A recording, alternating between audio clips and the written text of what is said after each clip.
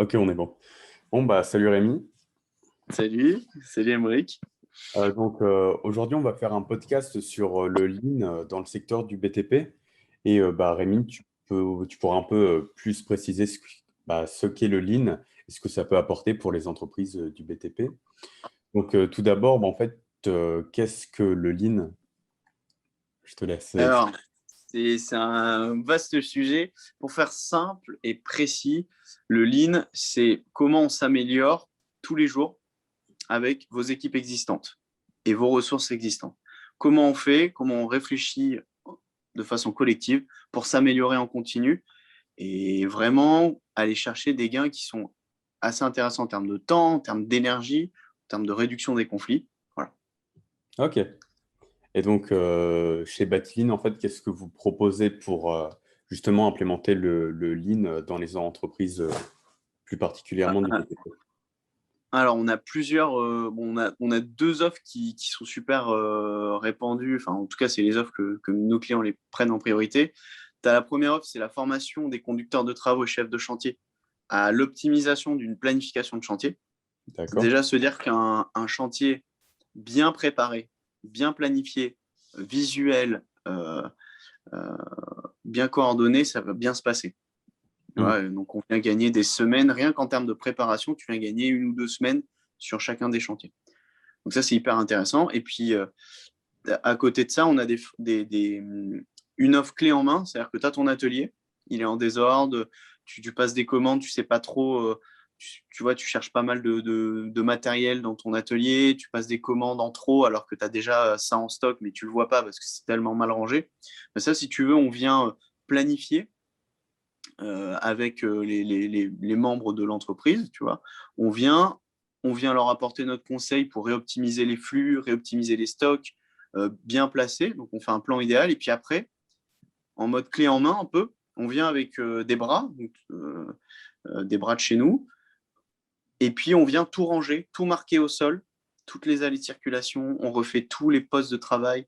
On refait toutes les zones de stockage. On en crée certaines aussi pour des zones spéciales.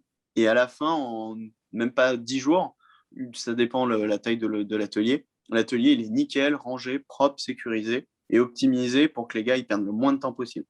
Voilà. D'accord. Et en moyenne, Donc, par exemple, le rangement, ça peut permettre de gagner combien de minutes par jour par employé? compliqué à dire, mais grosso modo, il se passe pas. Enfin, quand tu demandes à des entrepreneurs, en fait, la question se pose même pas chez eux quand on leur présente cette offre-là, Ouais. parce qu'ils le voient tous les jours. En fait, ils le voient tous les jours des gars en train de chercher des trucs dans l'atelier.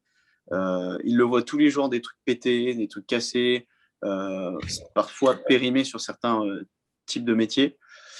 Mais au-delà de ça, c'est surtout en termes de conflits et de confort de travail, Ouais. tu ne peux pas savoir ce que tu gagnes en fait.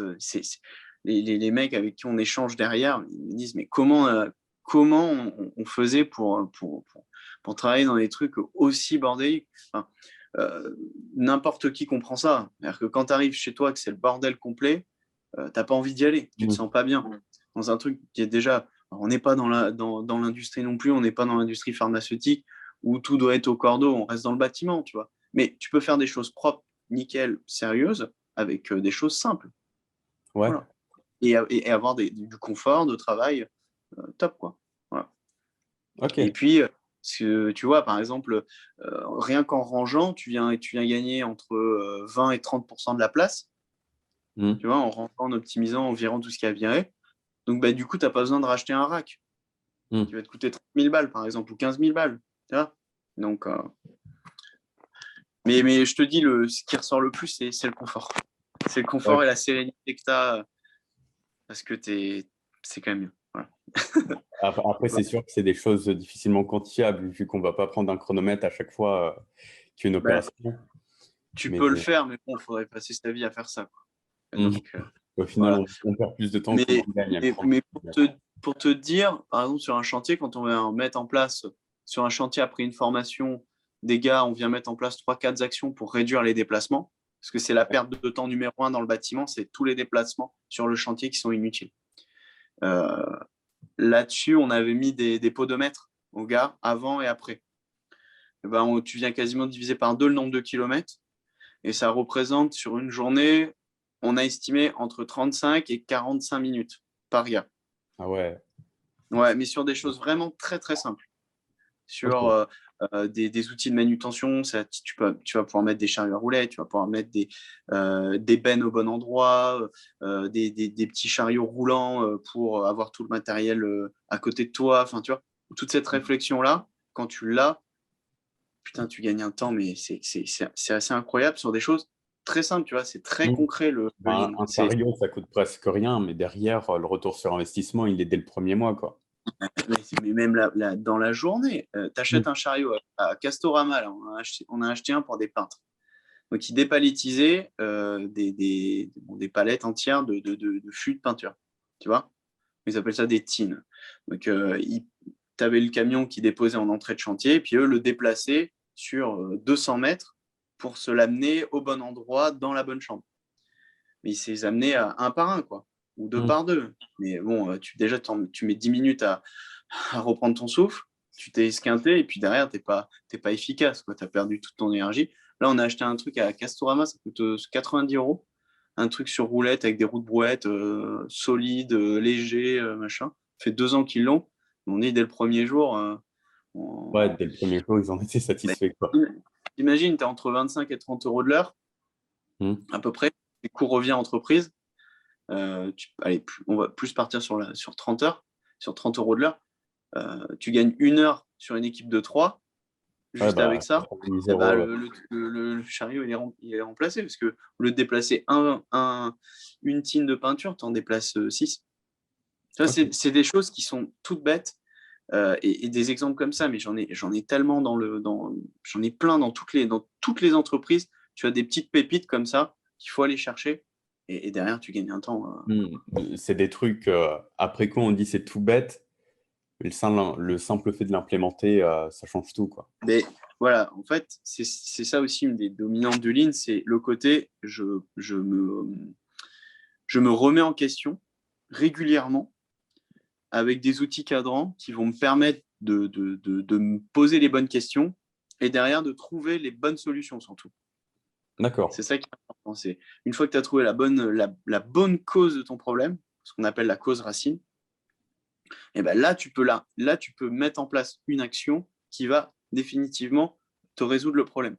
C'est exactement la même chose. Je ne sais pas si tu as un jardin chez toi, mais quand tu tonds des mauvaises herbes, Mm. ta beau tondre tes mauvaises herbes vont repousser. Le seul moyen que tu aies pu cette mauvaise herbe, c'est d'aller à la racine, de l'arracher, et là, tu n'auras plus le problème. Et ben, Ouais. dis-toi que euh, bien souvent, on ne résout pas les bons problèmes. Je te donne un exemple. Je travaillais dans une usine de verre. Euh, il y avait un problème de casse de verre sur les tables de découpe de verre. Donc, on avait ce qu'on appelait des plateaux de verre de 6 mètres sur 3 que tu venais pré-découper. Ok. Il y avait des problèmes. Et donc, il y a deux techniciens de maintenance qui ont démonté entièrement la machine. Ils n'ont rien trouvé. Donc, on s'est dit, écoute, on va faire un petit, juste simplement avec 2-3 gars de la maintenance, on va se poser 30 minutes. Et on a fait ce qu'on appelle un 5 pourquoi. C'est pour aller chercher cette cause racine. C'est un outil qu'on utilise. Et on lui a dit, mais pourquoi en fait il y a de la casse? Bah, il dit, bah, c'est parce que la molette, elle appuie trop fort. La molette pour prébrayer le verre. Pourquoi elle appuie trop fort? Bah, parce qu'il n'y a pas assez d'huile. Ok, pourquoi il n'y a pas assez d'huile? Parce que dans le tuyau d'arrivée d'huile, il y a des bulles d'air. Ok, pourquoi il y a des bulles d'air dans le tuyau d'arrivée d'huile? Quand déjà les mecs, ils attendent le dernier moment pour remplir l'huile. Donc, tu as tous les dépôts et puis ça brasse. Et puis, ils jettent ça, ils versent l'huile hyper violemment. Donc, si tu veux, ça te crée des bulles, ça te fait remonter les impuretés. Donc, on a mis simplement 2 actions. Un trait de jauge, comme ça, il le remplissait à la moitié. Donc, au lieu de le faire une fois toutes les 3 semaines, il le faisait une fois toutes les 1 semaine et demie. Donc, ça va, tu vois, c'est pas très compliqué. Et Mm. derrière, on leur a acheté des entonnoirs à 10 €. Mm. Résultat, je ne peux pas te donner le montant, mais ça se compte en dizaines de milliers d'euros de gains économisés à l'année en verre. Ouais, donc Donc, au lieu de traiter le symptôme, vous traitez bah, la cause du symptôme, quoi. C'est ça. En tout cas, on essaye parce que c'est pas évident non plus, hein, mais en tout cas, on essaye de leur donner des outils qui vont leur permettre d'aller cibler ces causes racines. Voilà. Ok, Et parfois, elles sont totalement éloignées de celles qu'on pensait. En fait, c'est des choses toutes simples parfois qui font qu'on ne performe pas. ok. Et donc, tout à l'heure, tu parlais de la première solution que vous offrez, qui est la formation des conducteurs et chefs de chantier. Vous faites quoi exactement au niveau de la formation? Alors, c'est ce que j'appelle des formations debout. C'est-à-dire que les mecs, ils arrivent avec leur chantier, tu vois, avec leur classeur de chantier, et on prépare leur chantier. Ok. Mais ce qui est assez... en fait, dans le bâtiment, ce qui est un peu déstabilisant, ce qui arrive très souvent, c'est que le chef de chantier, il arrive le lundi matin, il a changé de chantier, on lui donne une adresse et démerde-toi. Hmm. Donc là, déjà, on essaye de faire changer ce paradigme en se disant, écoute, le conducteur de travaux et le chef de chantier, c'est deux personnes, c'est un binôme, et il faut qu'ils préparent ensemble le chantier. Si on veut qu'ils préparent ensemble le chantier, il faut qu'ils soient capables de préparer n'importe quel chantier en moins d'une heure.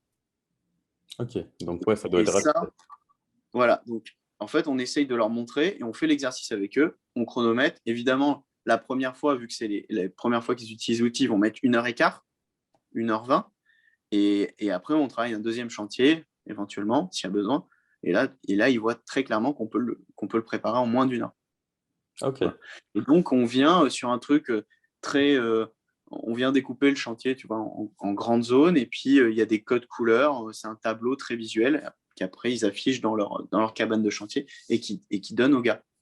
Et qui donne, en tout cas, une visu à tous les compagnons.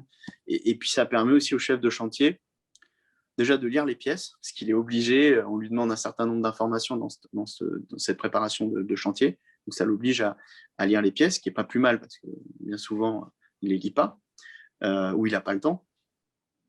Et puis, ça permet aussi de faire une espèce de cohésion entre le conducteur de travaux et le chef de chantier. Et il y a une vraie réflexion, tiens, tu vas positionner ça là, mais ouais, mais là, la machine ne va pas pouvoir passer, tu vois. Et puis, si on part là-dessus, il va me falloir des intérimaires ou des sous-traitants. En fait, ça me paraît trop compliqué, on va mettre des sous-traitants dessus, tu vois. Le, le, Ouais. le côté réflexion et surtout planification de ton chantier. Tu le penses, ton chantier. Donc, du coup, déjà, ça t'engage plus.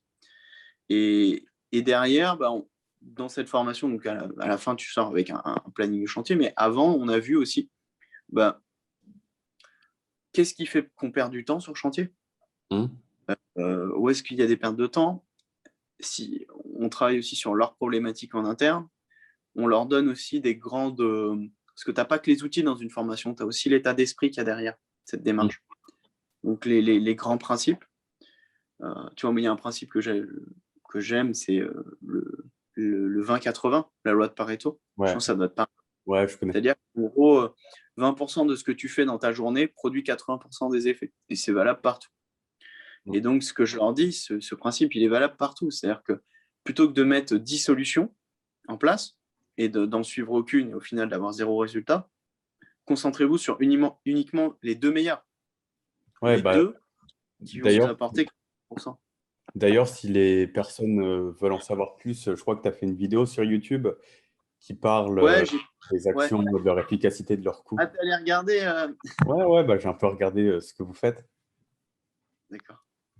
Et ouais, on a deux, trois vidéos qu'on a mis à dispo. Et puis, nous, sur LinkedIn, on est pas mal présents. Ok. J'essaie de faire un post par semaine où j'explique les principes du Lean. Je donne à chaque fois deux, trois astuces pour tout simplement à appliquer chez soi. Très simplement, l'objectif, c'est qu'on peut commencer le Lean, même sans faire appel à nous, commencer le Lean, quoi. Hmm. C'est très simple et en fait, vous pourriez y arriver sans nous. Ça, c'est une évidence, mais il faut prendre le temps. Il faut prendre le temps et commencer petit, en fait. Petit à petit, des petites choses, faire des petites réunions avec les gars.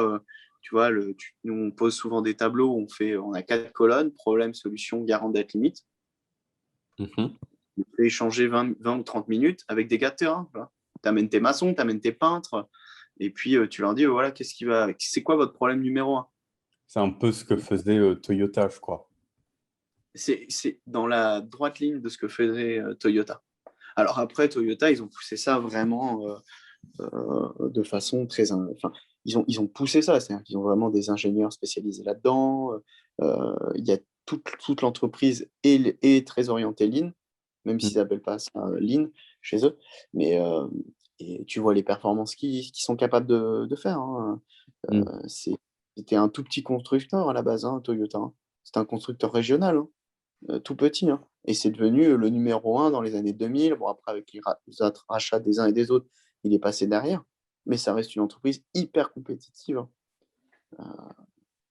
Et je crois Voilà, que Toyota, ce qu'il faisait, c'est que chaque employé, en fait, s'il donnait ne serait-ce qu'un petit truc qui pouvait être amélioré, derrière, il avait une prime annuelle, je crois. ouais, ils ont ces trucs-là. Chez certains de mes clients, ils donnent l'équivalent d'un 13e mois. Quand le chantier se passe bien, par exemple, quand tu rends le chantier dans les temps ou en avance, tu touches un petit truc. Ok, ouais, bah c'est cool. Voilà. Et ça Après, incite aussi les employés à être motivés pour les former, quoi. c'est ça. Et puis après, tu as, comment te dire ça? T'as tous les types. Hein. Moi, je pense qu'il faut pas qu'il y ait une récompense systématique. Tu vois. Je pense que les mecs, pour qu'ils soient engagés, il faut que ça ait un impact sur leur vie quotidienne. Mm. Quand ils ont compris que en améliorant tel point et tel point, bah, au niveau du boulot, putain, c'est moins compliqué, je me déplace moins, je rentre chez moi, je suis moins fatigué, mais tout le monde est gagnant. Tout le monde est Mm. gagnant. Le client est gagnant, le patron est gagnant, l'employé est gagnant, voilà. Et ça va être un peu à part, mais je pense que par exemple, ces stratégies, ça peut limiter le turnover au niveau des employés, vu que derrière, le boulot est moins dur, ils prennent plus de plaisir, et donc au final, c'est vrai qu'ils ont moins envie de quitter une entreprise, quoi. Mais c'est marrant que tu m'en parles. J'ai eu un appel il y a 2 jours d'un entrepreneur qui me disait qu'en fait, il voulait le faire pour réduire les conflits chez lui. D'accord. Donc, lui, c'était pas le côté productivité, c'était pas le côté qualité. Il m'a dit non, mais c'est que j'ai beaucoup de conflits et je pense qu'on peut les résoudre facilement. Et donc, il voulait échanger avec moi là-dessus. Non, je sais pas si ça va se faire, hein, mais en tout cas, c'était dans cette optique-là. Et effectivement, moi, pour te donner quelque chose que j'ai vu chez un client, le matin, ça gueulait systématiquement dans l'atelier. Et t'as pas tes outils, et tu m'emmerdes. Et tous les matins, ça gueulait. Donc il y avait un conducteur de travaux qui gueulait sur tout le monde. Et en plus, le gars, c'est un bon gars. Mm. Tu vois, c'est un bon gars, gros bosseur. Euh, il vient du terrain et il s'est construit tout seul pour arriver à conducteur de travaux. Il est intelligent, mais ils avaient tout ce truc sur l'outillage. Je sais pas, il y avait un nœud et du coup, tous les matins, ça gueulait. Et donc, lui, on a travaillé avec lui. Et là, quand j'y suis retourné il y a 2 mois, ça fait 3 ans que je les suis. J'y suis retourné il y a 2 mois. Je dis alors, Nico, ça va? Il dit non, mais je ne crée plus, moi, je ne crée plus. Tu vois, donc, mais tu as tellement de conflits qui sont inutiles parce qu'il y a un manque de communication, parce que les processus ne sont pas clairs, il manque des documents, des machins, tu vois. Il y a, la négligence et le non-sérieux sur certains, sur des points qui paraissent rien, ben, ça crée des conflits à long terme, mais tu te dis, mais ça pourrait être tellement réglé facilement que- qu'il faut y aller. Hein. Il faut y aller, il ne faut pas se poser de questions. Hein. Mm. Voilà. Et en D'accord. plus de la doc Lean, tu en trouves partout. T'en trouves partout.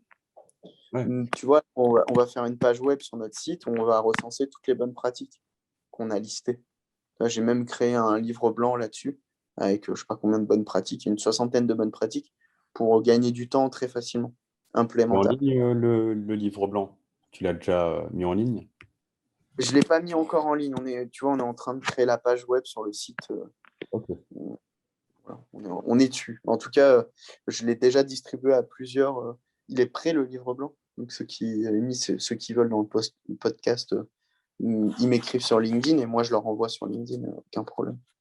Ok. Et ouais, comme tu le disais, le lean, les principes du lean sont en ligne. Après, toi, ta valeur ajoutée, c'est que s'il y a des grosses équipes derrière, tu peux en fait trouver la solution en ligne qui sera la plus adaptée, c'est ça? C'est ça. Et puis, déjà, quand tu as quelqu'un qui vient de l'extérieur, c'est beaucoup plus facile de faire passer des messages. Hmm. Les gens sont à l'écoute. C'est assez paradoxal, mais c'est un peu comme quand tu vas chez le psy. Tu vois, les gens se confient à des inconnus. C'est pareil avec nous. C'est-à-dire ils vont moins craindre d'exposer leurs problèmes à nous qu'à leur patron. Hmm. Et Parce après, que déjà, on arrive neutre, tu vois, dans le truc. Et après nous, on va les diriger quand ils vont dans un mauvais sens, c'est-à-dire qu'ils vont vers des solutions qui, on le sait, ne marchent pas, euh, ou vont demander tellement d'efforts que ça ne va pas être bon sur le long terme. Là, on les accompagne et on les guide, en fait. Puis on leur apprend aussi des techniques vraiment pour optimiser ton chantier, quoi. Optimiser la préparation de ton chantier, c'est hyper important d'aller très très loin là-dedans et c'est là où on vient les aider aussi pour bien les diriger et que d'entrée le chantier se passe bien avec les bons choix en amont. d'accord, ça marche. Donc, ouais, c'est un vrai accompagnement aussi qu'il y a derrière, quoi. Ouais, bah, évidemment que il faut de l'accompagnement. Tu n'as pas que de la formation, c'est aussi de l'accompagnement derrière. On revient sur place, on revient mettre de l'énergie, tu vois, on vient sur les chantiers, tu vois. Moi, j'ai mes godasses de chantier qui sont un peu pourries, mais bon, ça montre aussi que l'ingénieur, il va sur le terrain, quoi. Donc, voilà, c'est ça aussi. Ok, bah ça marche. Et donc, si les personnes veulent te contacter, ils te contactent où? Bah, via LinkedIn, tu peux me contacter direct. Tu as toutes mes coordonnées sur mon profil.